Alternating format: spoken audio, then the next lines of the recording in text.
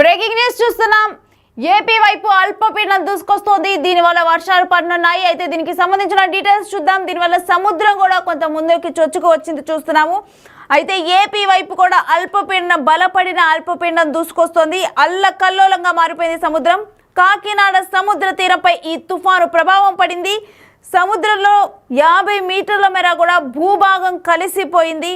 అయితే కోనపాపపేటలో రాత్రికి రాత్రే సముద్రంలో 20 ఇళ్ళు కలిసిపోయాయి. సముద్ర గర్భంలో 20 ఇళ్ళు కలిసిపోయాయి కోనపాపపేటలో.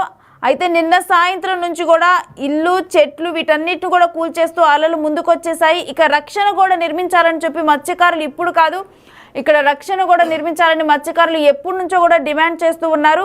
అయితే విశాఖ తీరంలో కూడా భారీగా సముద్ర తీరం కోతకు గురైంది. వారంలో 70 మీటర్లు ముందుకొచ్చింది సముద్రం. సో చూస్తున్నాము, అల్పపీడన ప్రభావం అనేది ఏపీలో క్లియర్గా కనిపిస్తుంది. సముద్రం అల్లకల్లోలంగా మారింది.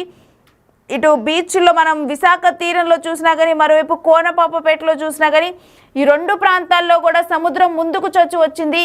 ఇక నిన్న రాత్రికి రాత్రి 20 ఇళ్ళు కూడా సముద్ర గర్భంలో కలిసిపోయాయి. ఇల్లు చెట్లను కూడా అలలు కూల్చివేశాయి. మరి వీటికి సంబంధించిన డీటెయిల్స్ మా ప్రతినిధి రాజు అందిస్తున్నారు. విశాఖ బీచ్లో కోత మొదలైంది. ఆ కోత ఎంత దూరం వెళ్తుంది అనేది అర్థం కానటువంటి పరిస్థితి. గడిచినటువంటి వారం రోజుల నుంచి కూడా బీచ్ పరిసర ప్రాంతాలు మొత్తం అంతా కూడా కోతకు గురవుతున్నటువంటి పరిస్థితి ఉంది. ఇంచుమించుగా బీచ్ రోడ్డుకి 20 నుంచి 30 అడుగుల దూరం వరకు వస్తుంది. దీనికి తోడు ఇప్పుడు తీవ్ర అల్పపీడనం ఉన్నటువంటి నేపథ్యంలో సముద్రం అల్లకల్లోలంగా ఉంది. ఆ సముద్ర కెరటాలు ముందుకు చొచ్చుకుని రావడం, సముద్ర తీరం కూడా ముందుకు వస్తున్నటువంటి నేపథ్యంలో కొంత తీవ్ర ఆందోళనగా ఉన్నటువంటి పరిస్థితి ఉంది. బిగ్ టీవీలో గడిచినటువంటి 4 రోజులుగా కూడా దశల వారీగా అసలు బీచ్ కోత ఎంత నడుస్తుంది, ఏంటి, ఎంతవరకు ముందుకు వస్తుంది, ఏమేమి కోతకు గురవుతున్నాయి అనేది చూపించే ప్రయత్నం అయితే చేసాం. ఇప్పుడు ఒకసారి కనుక మనం చూస్తే ఇది మామూలుగా చూస్తే ఇప్పుడు 2014లో చంద్రబాబు కొత్త ఆంధ్రప్రదేశ్కి సంబంధించి అధికారంలోకి వచ్చినప్పుడు చూస్తున్నటువంటి ఈ కోకోనట్కి సంబంధించినటువంటి ఒక పార్క్ టైప్లో మొత్తం ఎంత కోకోనట్ ఎరీనాని ఏర్పాటు చేసినటువంటి పరిస్థితి ఉంది. ఇట్లాంటివి దాదాపుగా 6-7 ప్లేసెస్లో ఏర్పాటు చేశారు. ఇప్పుడు అంటే ఇంతకు ముందు వరకు మనకు కనిపిస్తుంది కదా, ఈ కొబ్బరి చెట్లన్నీ కూడా చాలా దగ్గరికి వచ్చేసింది. సముద్ర కెరటాలు అల్లకల్లోలంగా ఉండేవన్నింటినీ కూడా జియో ట్యాగ్ చేసినటువంటి బండరాళ్ళని, ఈ రాళ్ళన్నింటినీ కూడా ఏర్పాటు చేసినటువంటి ప్లేస్ కంటే ఒకవేళ సముద్రం కోతకు గురైనా కానీ అదంతా కూడా ఈ చెట్ల మీద పడకుండా, ఇసుక అనేది పోకుండా ఏర్పాటు చేసినటువంటి పరిస్థితి ఉంది. కానీ వీటన్నింటినీ దాటుకుని గడిచినటువంటి 3 రోజుల నుంచి, అది 3 రోజుల క్రితం మనం ఇదే ప్లేస్లో చూపించే ప్రయత్నం అయితే చేసాం. అప్పుడు దాదాపుగా 15 నుంచి 20 అడుగులు వెనకైతే సముద్రం ఉంది. ఇప్పుడు ఆ 20 అడుగులు కూడా ముందుకొచ్చి ఈ ప్రాంతం మొత్తాన్నంతటినీ కూడా ముంచే ప్రయత్నం అయితే చేస్తుంది. తెల్లవారేసరికి ఇంచుమించుగా మనం ఒకసారి చూస్తే ఇక్కడ ఉన్నటువంటి కొబ్బరి చెట్లు వాటి పొజిషన్ కానీ చూస్తే కంటిన్యూగా ఈ అలల తాకిడి ఎక్కువ అవుతున్నటువంటి నేపథ్యంలో అలలు మొత్తము ఇక్కడ ఉన్నటువంటి రాళ్లను జియో ట్యాగ్ చేసినటువంటి రాళ్లను దాటుకుని అవతల వైపుకి వెళ్తున్నటువంటి పరిస్థితి ఉంది. ఇసుక మొత్తాన్ని ఆ కోతకు గురి చేస్తున్నటువంటి నేపథ్యంలో మొదటి లైన్లో ఉన్నటువంటి కొబ్బరి చెట్లు మొత్తం కూడా రేపు ఉదయానికి ఖచ్చితంగా కూలిపోయే అవకాశం అయితే కనిపిస్తుంది. ఇంత స్థాయిలో ఆ కోతకు గురవుతుంది. దీనికి తోడు అంటే సముద్రం ఇప్పటికీ అల్లకల్లోలంగా ఉన్నటువంటి పరిస్థితి, సముద్రం ముందుకు వస్తున్నటువంటి పరిస్థితి అయితే కనిపిస్తుంది. దీనికి తోడు ఇప్పుడు ఆ తీవ్ర అల్పపీడనం ఉన్నటువంటి నేపథ్యం అయితే కనిపిస్తుంది. అల్పపీడనంలో నేపథ్యంలో వర్షాలు కూడా కురుస్తూ ఉన్నాయి. వర్షాలకి అదేవిధంగా సముద్ర అలల తాకిడికి మొత్తం ఇసుకంతా కూడా సముద్రం లోపలికి వెళ్ళిపోతున్నటువంటిది అయితే మనం విజువల్లో కూడా చూడొచ్చు. నిన్నటి వరకు ఈ రాళ్ల వరకు ఉన్నటువంటి ఇసుక మొత్తం అంతా కూడా తెల్లవారేసరికి పూర్తిగా ఆ సముద్రం లోపలికి వెళ్ళిపోయింది. చెట్లన్నిటికీ దగ్గరికి, ఈ కొబ్బరి చెట్లన్నీ దగ్గరికి వచ్చేసినటువంటి పరిస్థితి ఉంది. రేపు పొద్దునకి ఇవి ఉంటావో ఉండవో తెలియనటువంటిది అయితే కనిపిస్తుంది.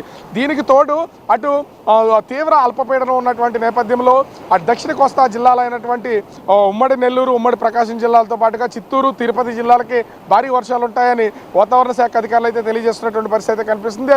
అదేవిధంగా అటు అంబేద్కర్ కోనసీమ, కాకినాడ, అనకాపల్లి, అటు అల్లూరు జిల్లా, విశాఖ జిల్లాలకి కూడా భారీ వర్షాలు ఉన్నాయని సూచనలు చేస్తున్నటువంటి పరిస్థితి కనిపిస్తుంది. విజయనగరం, శ్రీకాకుళం జిల్లాలతో పాటుగా కృష్ణా, గుంటూరులో 1-2 చోట్ల భారీ వర్షాలతో పాటు మొత్తం వర్షాలు కురుస్తాయని ఇప్పటికే వాతావరణ శాఖ అధికారులు అయితే తెలియజేశారు. దీనికి తోడు మత్స్యకారులు ఎవరూ కూడా ఈ సముద్రంలోకి వేటకు వెళ్ళొద్దు, వేటకు వెళ్ళినటువంటి వాళ్ళు దాదాపుగా 55 కిలోమీటర్ల వేగంతో ఈదురుగాలు వీస్తున్నటువంటి నేపథ్యంలో ఎక్కడ తక్కువ సముద్ర తీరం ఉంటే అక్కడికి చేరుకోవాలని అటు వాతావరణ శాఖ అధికారులు అయితే తెలియజేస్తున్నటువంటి పరిస్థితి కనిపిస్తుంది. ముఖ్యంగా రైతుల్లో, ప్యాడీ రైతులకు సంబంధించి తీవ్రమైనటువంటి భయాందోళనలు ఉన్నాయి. ఇంచుమించుగా మొత్తము హార్వెస్టింగ్ వచ్చినటువంటి నేపథ్యంలో కోతలకు వస్తున్నారు, పనుల మీద ఉన్నాయి, కొన్ని నూర్పిలు చేసినటువంటి కళ్ళల్లో ధాన్యాన్ని ఆరబోస్తున్నారు, రోడ్ల మీద ధాన్యాన్ని ఆరబోస్తున్నారు. ఇట్లాంటి తరుణంలో ఈ తీవ్ర అల్పపీడనం వలన వర్షాలు కురిస్తే ధాన్యం అంతా కూడా తడిసిపోతుందని ఆ తీవ్రమైనటువంటి భయాందోళనకు గురవుతున్నటువంటి పరిస్థితి కనిపిస్తుంది. వర్షాలతో ఒక పక్కన రైతాంగం వెలవెలాడుతుంటే మరో పక్క చూస్తే ఇప్పుడు సముద్ర కోత వల్ల విశాఖకి పొంచి ఉన్నటువంటి పెను ప్రమాదం అనేది తెలుస్తున్నటువంటి పరిస్థితి ఉంది. కానీ గడిచిన వారం రోజుల నుంచి సముద్రం ముందుకైతే వస్తుంది, మొత్తం అంతా కూడా కోతకు గురి చేస్తూ ఈ బీచ్ రోడ్డుకి సంబంధించి మొత్తాన్నంతా కూడా కూలుస్తున్నటువంటి పరిస్థితి కనిపిస్తుంది. ఇదే పరిస్థితి కనుక ఇంకొక 3-4 రోజులు కనుక ఉంటే ఖచ్చితంగా బీచ్ రోడ్డు అంటే మొత్తం వాక్ చేసే ట్రాక్ వరకు కూడా ఆ వాటర్ వచ్చే అవకాశం అయితే ఉంది.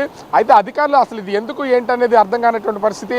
అయితే సహజంగా సముద్రం అనేది అటు నవంబర్, డిసెంబర్, జనవరి, ఫిబ్రవరి నెలల వరకు చాలా ప్రశాంతంగా ఉంటుంది, అలలు తాకిడి ఉండదు, లోపల కూడా చాలా చూడడానికి కూడా ప్రశాంతమైనటువంటి వాతావరణం కనిపిస్తుంది. కానీ ఇప్పుడు చూస్తే అల్లకల్లోలంగా ఉంది. ఈ నెలలో ఒక పక్కన ఆ తీవ్ర అల్పపీడనం ఉన్నటువంటి నేపథ్యం అయితే కనిపిస్తుంది. అల్పపీడనానికి సముద్రం అల్లకల్లోలంగా ఉంటుందని ఇప్పటికే అధికార యంత్రాంగం తెలియజేసింది. అయితే అల్పపీడనం లేనటి సమయంలో కూడా మొత్తం అంతా కూడా కోతకు గురవుతున్నటువంటి నేపథ్యంలో వైజాగ్ వాసులు కొంత ఆందోళన చెందాల్సినటువంటి పరిస్థితి ఉంది. ఒక పక్క నుంచి సముద్ర కోత వైజాగ్ ప్రజలు భయపడుతుంటే అటు అల్పపీడన నేపథ్యంలో అటు సముద్ర తీర ప్రాంత జిల్లాలైనటువంటి శ్రీకాకుళం నుంచి నెల్లూరు వరకు ఉన్నటువంటి మొత్తం అంతా భారీ వర్షాలు కురిసే అవకాశం ఉంది. కొంత అప్రమత్తంగా ఉండాలని తెలియజేస్తున్నారు. ఓవరాల్గా చూస్తే అటు తుఫాను భయంతోనూ ఇటు సముద్ర కోత భయంతోనూ విశాఖ ప్రజలతో పాటుగా రాష్ట్రంలో ఉన్నటువంటి అన్ని జిల్లాలకు సంబంధించిన ప్రజలు ప్రస్తుతం భయాందోళనకు గురవుతున్నటువంటి పరిస్థితి కనిపిస్తోంది.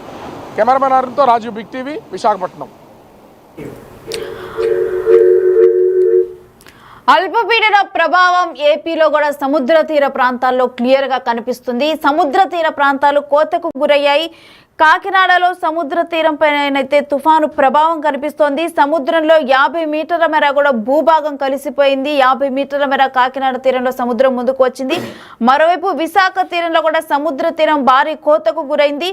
70 మీటర్ల వరకు కూడా ముందుకు చొచ్చుకొచ్చింది సముద్రం. అక్కడే అయితే చూస్తూ ఉన్నాము, చెట్లు ఇవన్నీ కూడా సముద్రంలో కలిసిపోయాయి.